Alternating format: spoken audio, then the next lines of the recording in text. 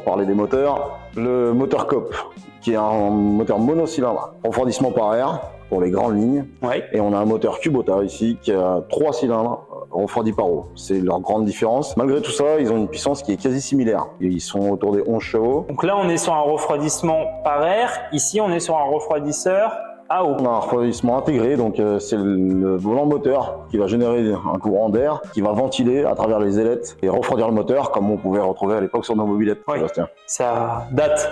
C'est ça. Le moteur COP va s'auto-suffire. Qu'est-ce que j'entends par là? Il va réussir à tourner sans aucune aide électrique. Une fois que le moteur est lancé, du moment qu'il a du gasoil, il ne s'arrête pas. D'accord. On a un injecteur pompe qui à chaque tour moteur, enfin un tour moteur sur deux puisque c'est un moteur 4 temps, va injecter et donner la puissance nécessaire pour ouvrir l'injecteur et donc s'auto-maintenir. La grosse différence, vous vous en doutez, ça va être le prix. On n'est pas du tout sur les mêmes tarifs entre un moteur COP et un moteur Kubota. D'un côté, on va avoir un moteur moteur neuf, complet, vendu avec le démarreur, va être entre 500 € et 1000 €.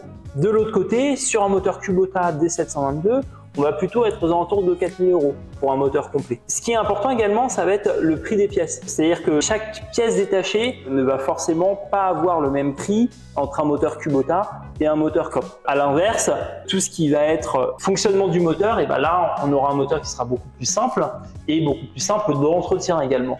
Donc pour ce qui est un changement de pièces, ce sera beaucoup plus simple de changer des pièces puisque on a à peu près 2 à 3 fois moins de pièces. Mais je trouve fort quand même qu'on ait réussi à faire un moteur qui avait la même puissance pour 4 fois moins cher, pour donner accès aux particuliers à un prix plus que correct, la puissance équivalente. Si on s'en sert pas de manière intensive, le moteur COP est vraiment le bon compromis, quoi.